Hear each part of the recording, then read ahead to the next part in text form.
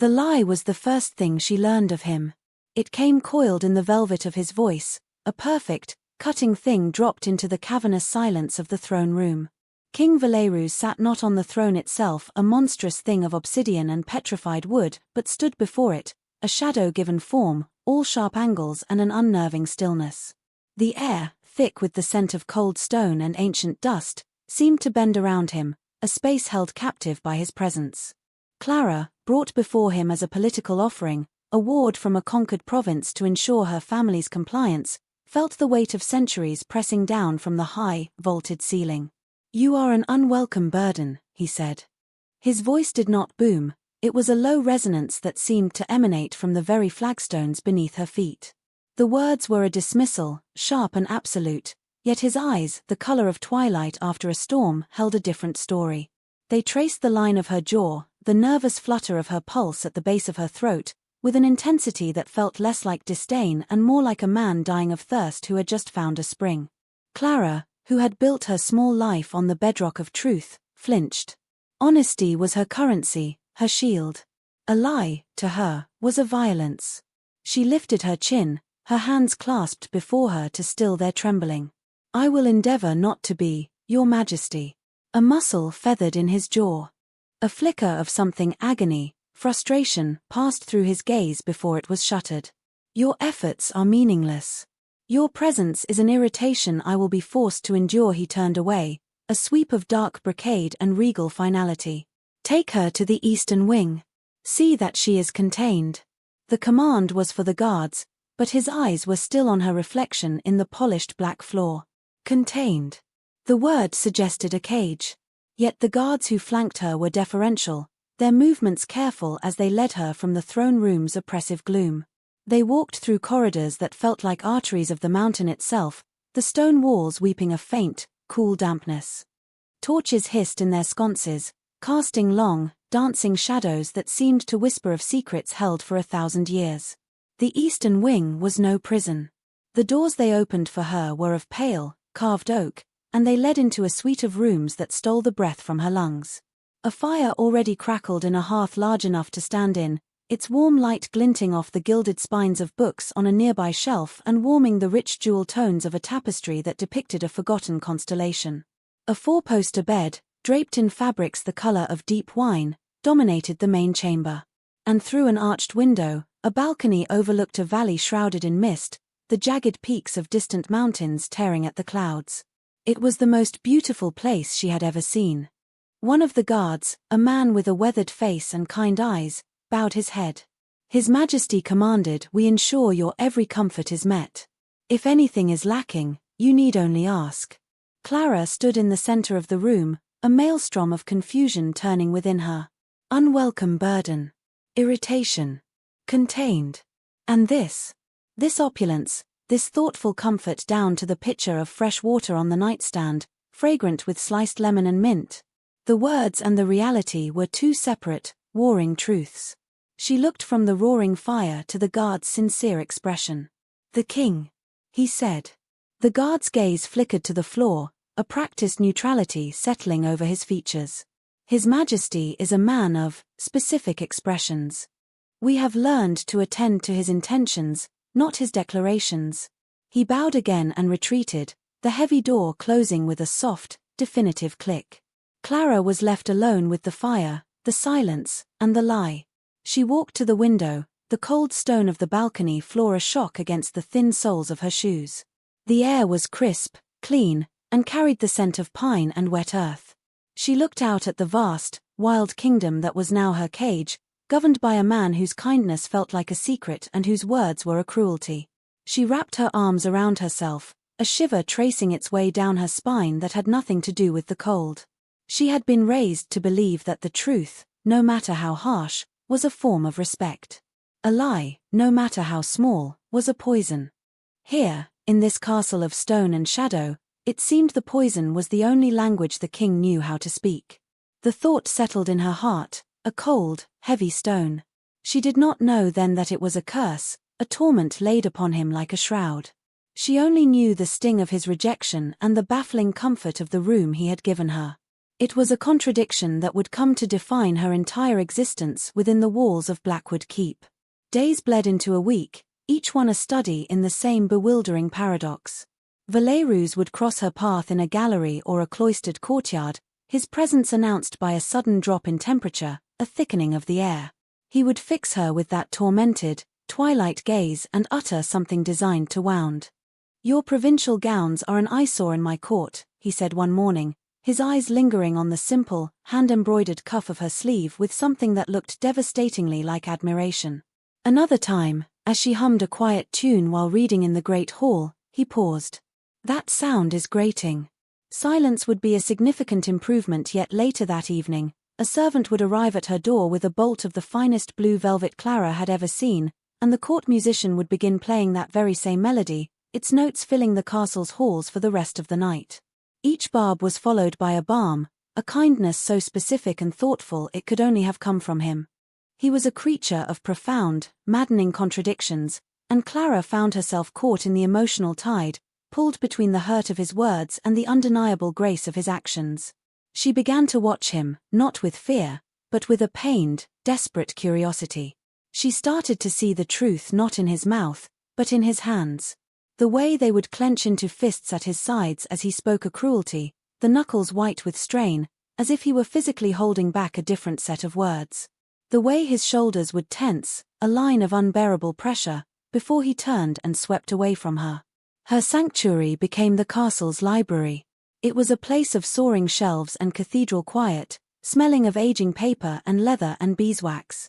It was the one place he seemed to never enter, and she could lose herself for hours among the endless spines. She sought solace in the familiar rhythms of poetry, the tales of heroes who spoke their hearts plainly. It was here that the second, and most significant, of his silent gifts appeared. She had been speaking to the castle's archivist, a stooped, gentle man named Elian, about a book of folk tales from her home province. It was a slim volume, filled with the stories her mother used to read to her, a book she thought she would never see again. "Ah, the Whispering Glade," Elian had said, his eyes sad. "A rare text. Our copy was lost in the fire of the North Wing, a century ago. A great shame." Clara had felt a pang of homesickness so sharp it was like a physical blow. That night, her loneliness was a hollow ache in her chest. The king had seen her in the library earlier that day. He had paused at the threshold, a dark silhouette against the light of the hall. "Wasting your hours with pointless fables," he had sneered, his voice echoing in the hallowed space. "It is a fitting occupation for a mind so small." The words had stung, as they always did, driving her deeper into the library's embrace. Now, with the memory of his contempt fresh in her mind, she felt the familiar burn of tears. She returned to her rooms, the grand comfort of them feeling like a mockery. The fire was lit, the bed turned down, but the space felt empty, a gilded cage. She sat by the window, watching the moon rise over the jagged peaks, feeling more alone than ever before. The next morning, she returned to her reading nook in the library, a small alcove with a stained glass window that cast patterns of sapphire and ruby on the floor. And there, sitting precisely in the center of the small table, was a book. It was bound in soft, worn green leather, the title embossed in faded gold leaf. The Whispering Glade. Her breath caught. It was not just a copy, it was an edition she had never seen, older and more beautiful than the one she remembered. The corners of the leather were soft with age, the paper within thick and creamy. She opened it, her fingers trembling.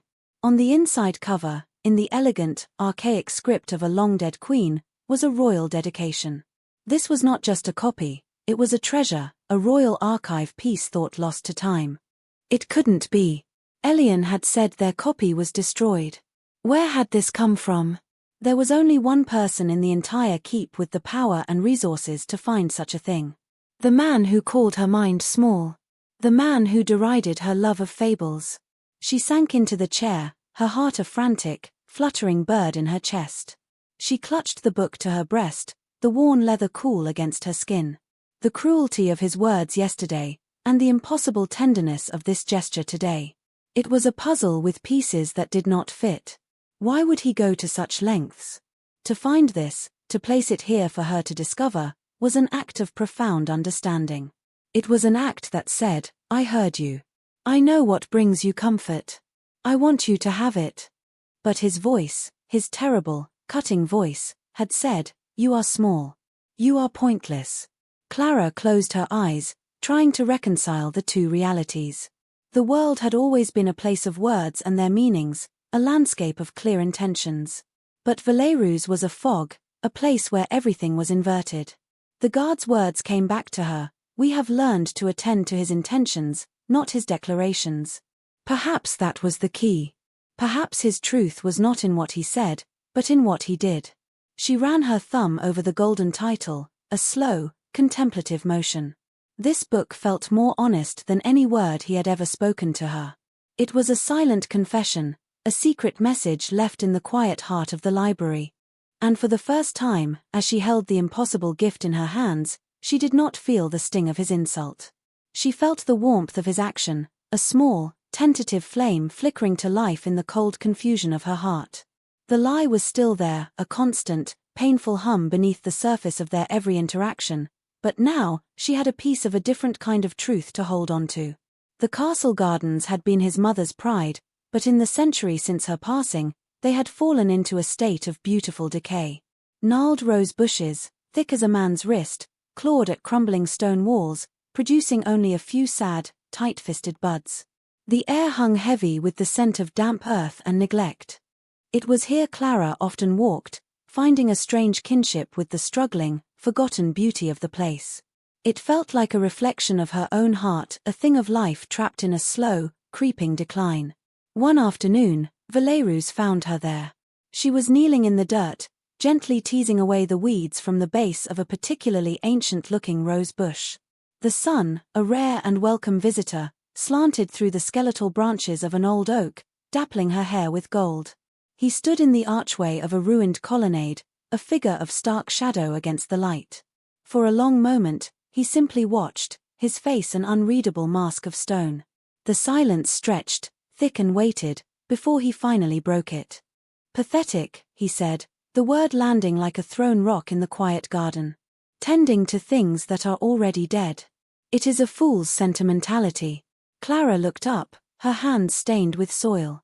His face was impassive, but his eyes were fixed on the fragile rosebud she had just uncovered, his gaze so intense it was almost a physical touch. The usual hurt pricked at her, but it was blunted now, softened by the memory of the book. She was learning to look past the words, to search for the flicker of truth in the shadows behind them. "Perhaps," she replied, her voice soft but steady, "some things just need a little care to live again." His expression tightened, a flash of raw, unguarded pain crossing his features so quickly she might have imagined it. He looked as though her simple, hopeful words had struck him like a physical blow. "You will find your efforts wasted here," he bit out, his voice harsher than before. "This castle is a tomb. Nothing grows." He turned on his heel and was gone, leaving only the echo of his cruelty and the lingering scent of cold ozone. She should have been wounded. She should have felt the chill of his finality, the hopelessness he projected onto the world. But instead, she felt a strange surge of pity for him. "This castle is a tomb." He spoke as if he were the one interred within it. She looked down at the rose bush, its thorny branches like twisted limbs. With a newfound resolve, she continued her work, clearing the choking weeds, loosening the soil, her movements a quiet act of defiance against his despair. That night, she was woken by a strange sound, the rhythmic scrape of metal on stone. It was faint, but persistent. Drawn by curiosity, she rose from her bed and crept to the balcony, the cold night air raising gooseflesh on her arms. The moon was full and high, bathing the world in a stark, silver light. It illuminated the decaying garden below, casting long, skeletal shadows. And there, in the heart of the garden, was him.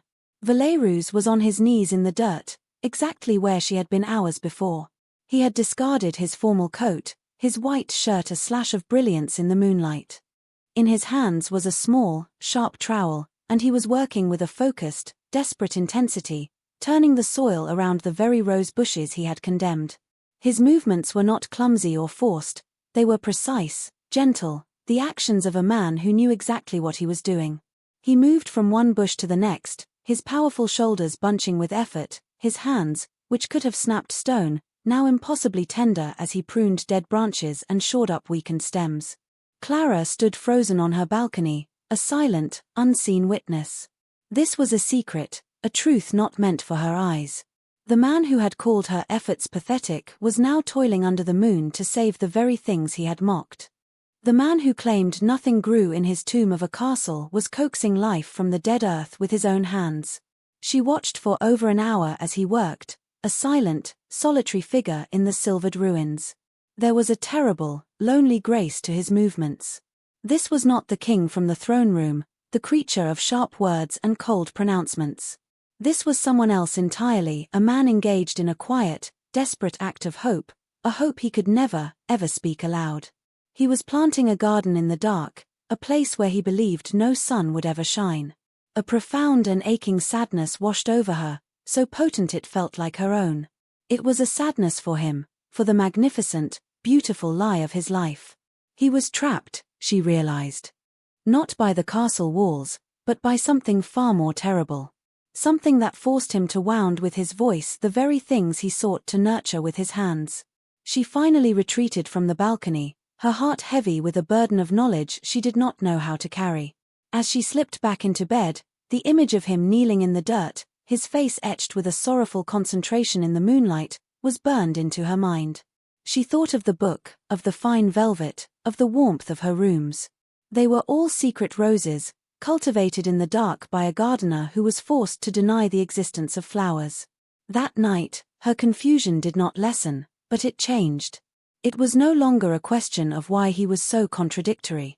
The question, now far more frightening and far more intimate, was what prison lay behind his eyes, and why she was beginning to feel the desperate urge to find the key. The garden, she knew, would bloom. He would never admit it, but he would make it so. It was his truth, spoken in thorns and soil and moonlight. The incident with the guards was a brutal escalation, a moment that stripped away the subtle layers of their interactions and exposed the raw, violent conflict at the king's core. It happened in a northern corridor, a place rarely used, where the tapestries were frayed and the air was perpetually cold. Clara had been exploring, tracing the faded threads of a battle scene, when two guards rounded the corner. They were not the usual stoic sentinels she was accustomed to. These were younger men, arrogant and restless, their armor scuffed, their eyes holding a casual cruelty. They saw her and grinned, blocking her path. "Well, well," the taller one said, his voice a low sneer. "The little stray from the south. The king says you're a nuisance. He says you're an eyesore," the other added, stepping closer. "Hard to disagree." Clara stood her ground, her heart starting a frantic, heavy rhythm against her ribs. "Let me pass. The king gives the orders here," the first one said, reaching out to touch a lock of her hair. "And he's made it clear you're not worth much. Maybe we'll see for ourselves." Before his fingers could make contact, a presence descended upon the corridor like a winter storm. Valerus. He had moved with utter silence, a wraith of fury appearing from the shadows. His face was a mask of cold rage, but the words that came from his mouth were a horrifying betrayal. "She deserves no better," he said, his voice flat and dead. He looked directly at Clara, his eyes empty of everything but a terrifying coldness. "She is a trespasser here. Do as you will." The words hung in the air, a death sentence. The guards' grins widened, emboldened by their king's permission. The taller one grabbed Clara's arm, his grip bruising. A cry of fear and disbelief caught in her throat. She looked at Valerus, her eyes pleading, her entire world narrowing to this single moment of betrayal. He had given her a book, he had tended her roses, and now he was serving her to his wolves. And then, everything happened at once. The moment the guard's fingers tightened on her arm, Valerus moved. He was not a man, he was a blur of violence, a force of nature unleashed.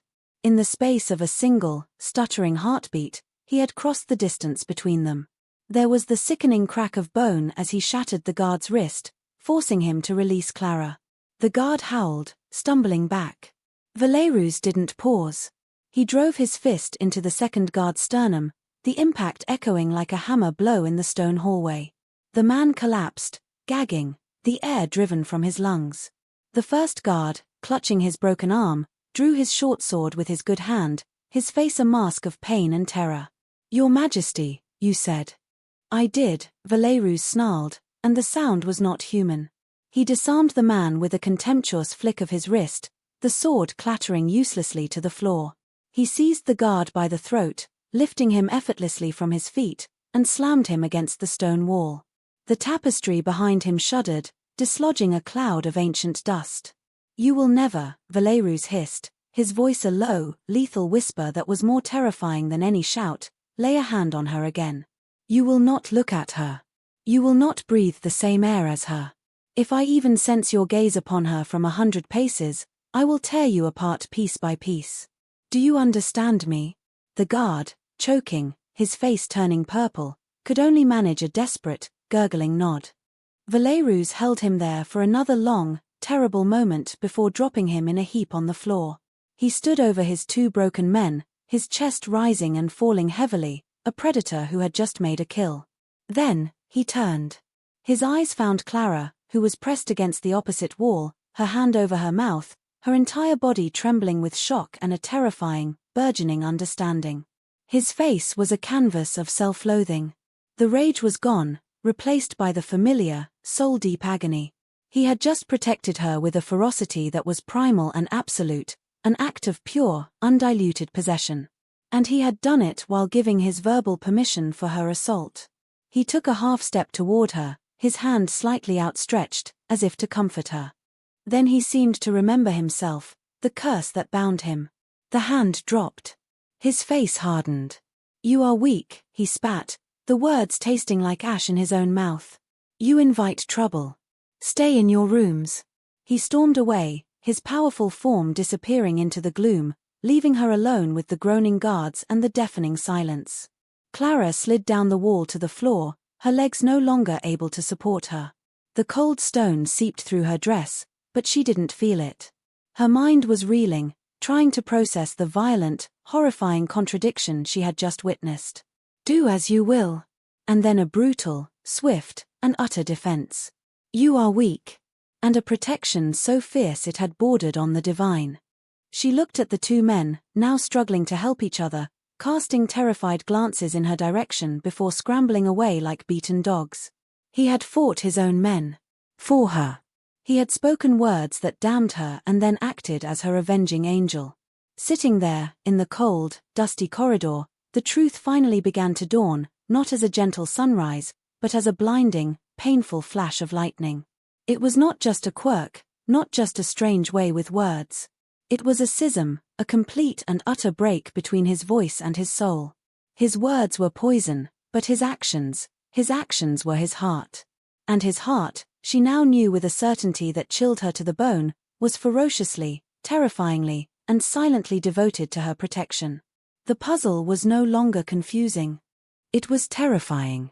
Because she was beginning to understand that to love this man would be to live in a world where every endearment was an insult, and every declaration of devotion was a curse.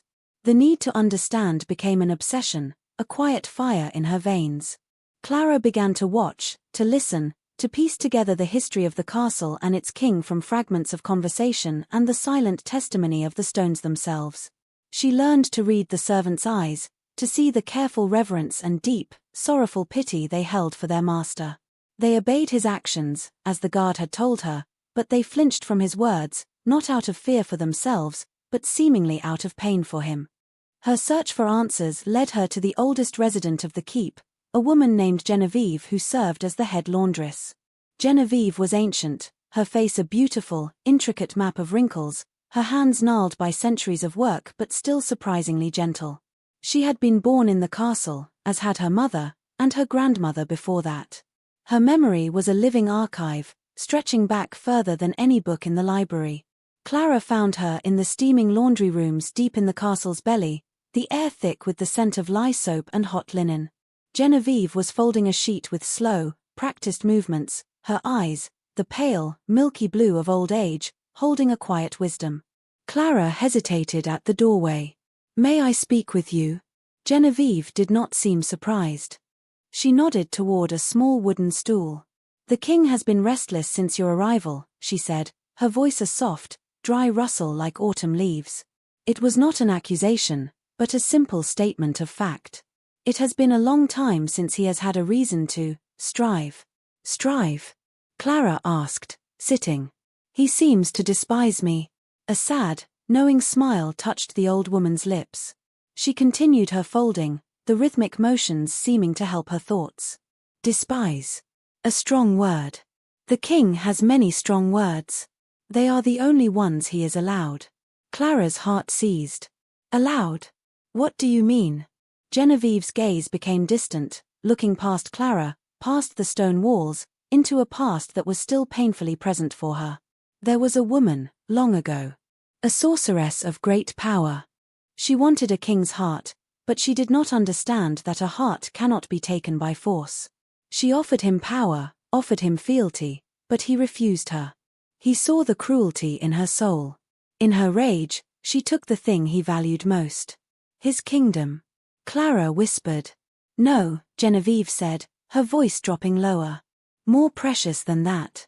He was a poet then, a young king who ruled with elegant words and a true heart. He valued honesty above all else.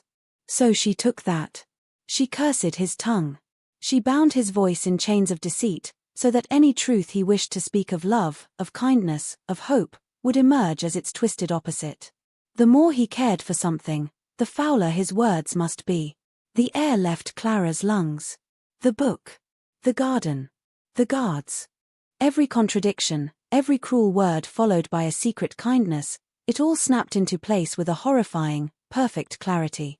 A curse. A curse of lies. For 500 years, Genevieve continued, her voice trembling slightly with the weight of the memory, we have watched him. We have seen him turn away emissaries he wished to befriend with insults.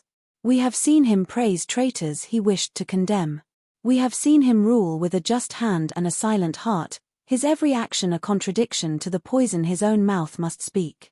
He has lived in a prison of his own voice, a profound and terrible loneliness. Clara thought of him, alone in the moonlight, tending dead roses. She thought of the agony in his eyes when he looked at her. It wasn't hatred.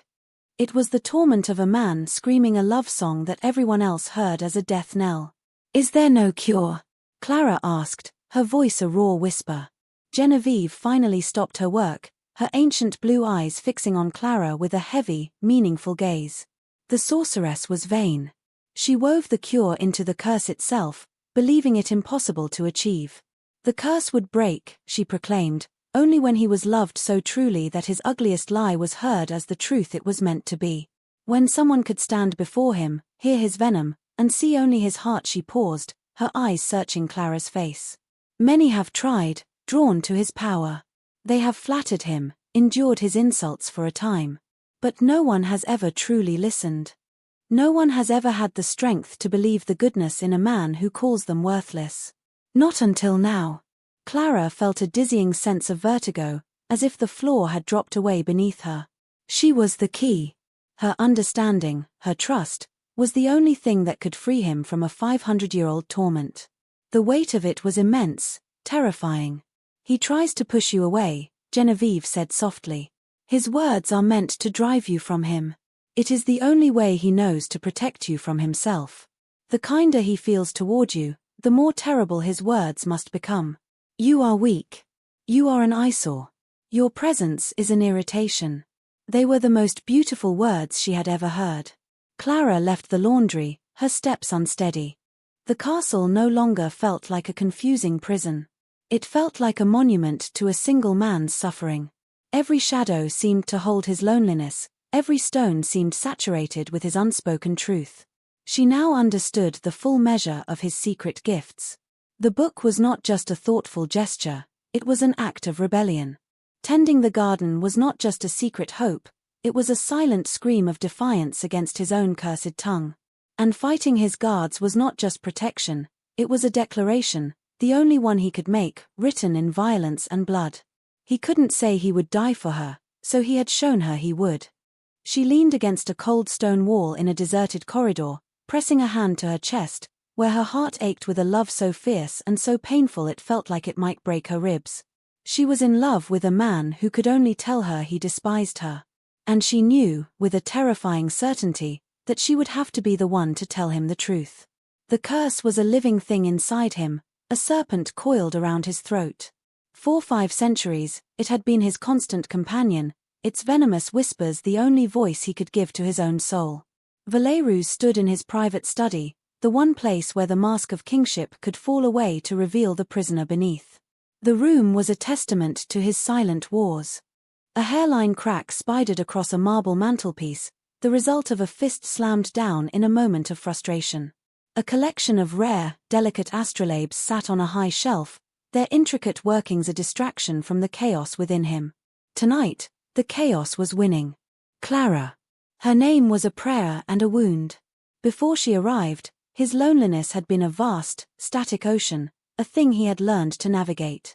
But she was a storm, churning the depths, reminding him of all he had lost, of all he could never have. Every time he saw her, the serpent tightened its grip. He wanted to tell her she had the courage of a lioness, and his mouth formed the word weak. He wanted to tell her that her presence in his desolate castle was like the first dawn after an endless night, and his tongue spat the word irritation. He picked up a heavy crystal decanter, the amber liquid within swaying. He remembered the day the curse was cast. The sorceress, Lyra, her face beautiful and twisted with scorn. He had refused her dark ambitions, and for that, she had unmade him. "You treasure truth," she had hissed, her magic a cold fire enveloping him. "Then you shall never speak it again. Your heart will be a cage, and your words the bars. Every drop of love you feel will turn to poison on your tongue. You will drive away all you hold dear, and you will die utterly and completely alone." For centuries, her prophecy had held true. He had learned to rule with gestures, with decrees written by his own hand, with brutal actions that often spoke a clearer truth than his words ever could. He had built a kingdom on a foundation of silence and intention. It was a hollow, lonely existence, but it was stable. Then Clara came. She did not recoil from him, not entirely. She watched him with those intelligent, searching eyes, as if she were trying to read a language no one else had ever bothered to learn. She saw the garden. He knew she had seen him from her balcony that night. He had felt her gaze like a physical touch, a moment of connection so potent it had nearly brought him to his knees. And she had understood. He saw it in the way she looked at him now, a dawning pity and a terrifying tenderness that made the serpent in his throat writhe with fresh agony. This was so much worse than indifference. Her nascent understanding was a torment far greater than her fear or hatred would have been. It gave him a sliver of hope, and hope was the most dangerous poison of all. It made him want to try. It made him want to fight the curse, a fight he had not waged in centuries.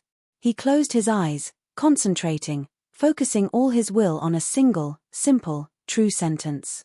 "Your safety is my only concern." He opened his mouth to speak it to the empty room, to practice, to see if he could force the truth out through sheer will.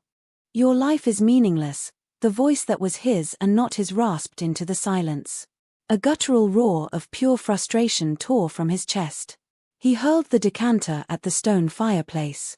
It exploded in a shower of crystal and amber, the scent of strong spirits filling the air. He sank into his chair, his head in his hands, the tremors of his rage shaking his entire body. The curse was absolute. It was not a matter of willpower. It was woven into the very fabric of his being, a part of his anatomy now, as essential and as traitorous as his own heart. And his heart was breaking. Because he was falling in love with her. Not just for her beauty, or her resilience, but for her quiet, unyielding spirit. For the way she saw life in a dead garden. For the way she sought refuge in stories. For the way she looked at him, not as a monster or a king, but as a puzzle to be solved. He knew he had to send her away. It was the only true kindness he could offer. To let her stay was to condemn her to a life of confusion and pain, to be the target of his foulest words, which would only grow more vile as his affection deepened. He would have to arrange it. A quiet estate, far from the castle, with a generous stipend. A life of peace, away from him. The thought of it was like a physical evisceration.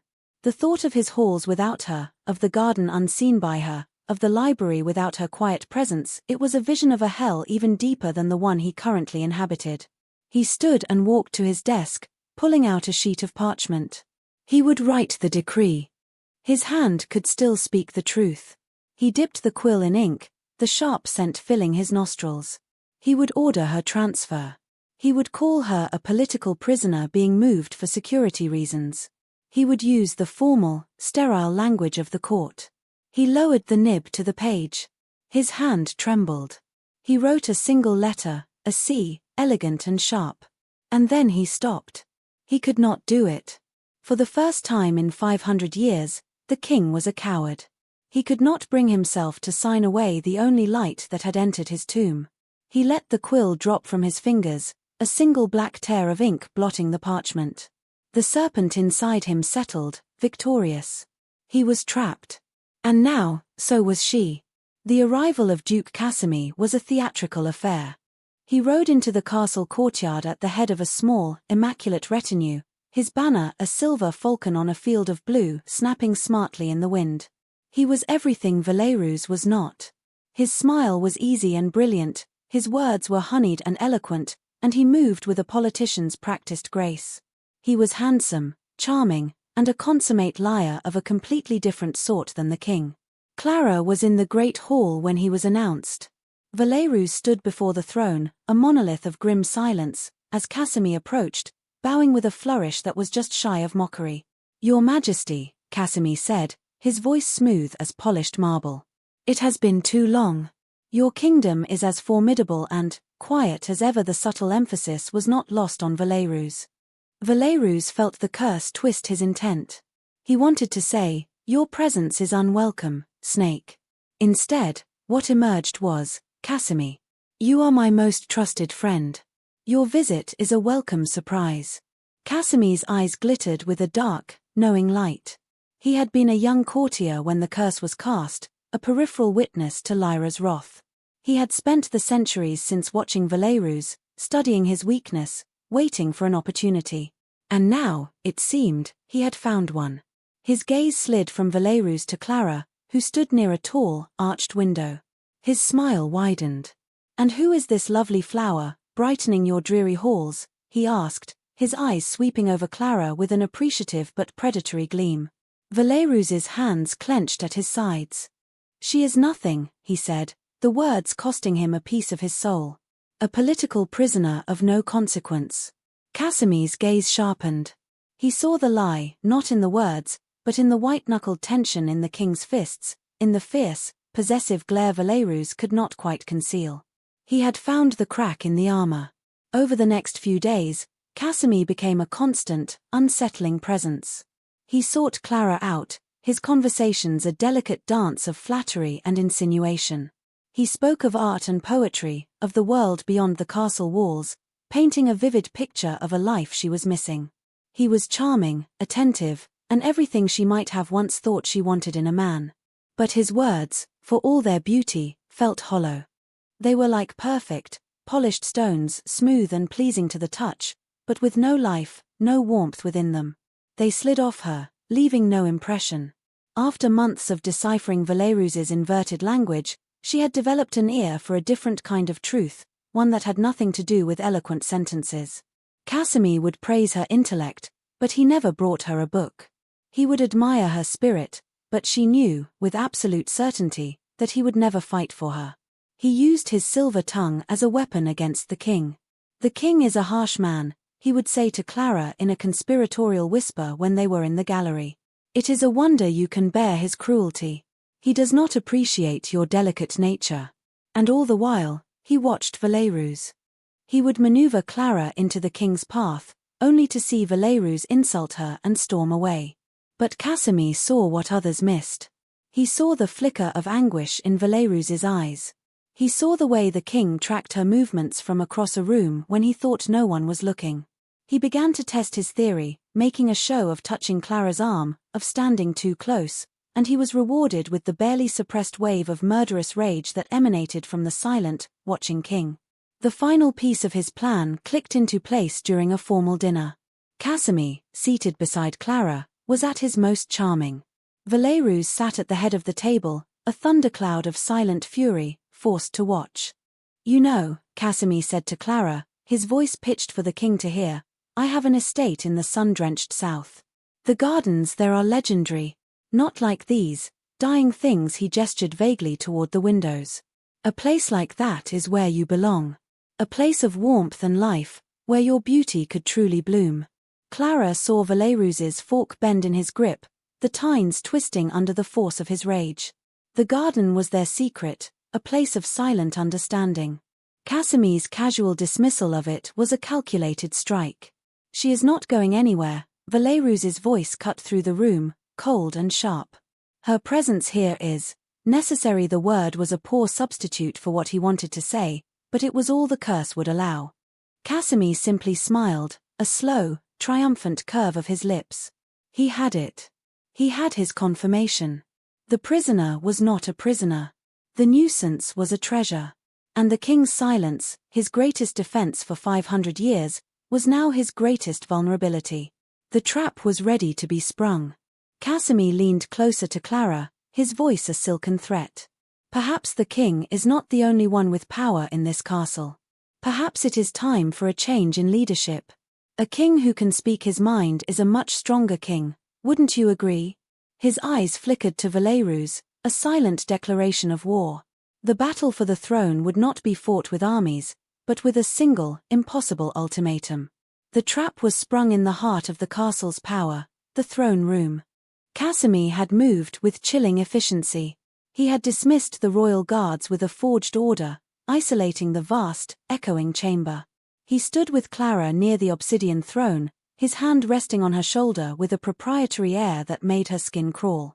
The heavy doors were barred. It was a stage, set for a final, cruel performance.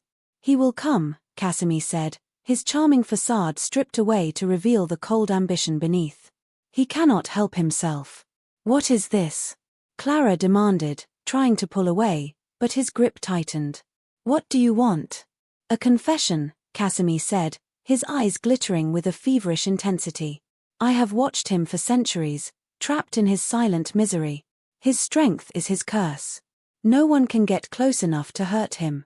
But you are different. You have gotten past his walls. He smiled, a chilling, predatory expression. I was there, you know, when the witch cursed him. I heard her words. I know the cure.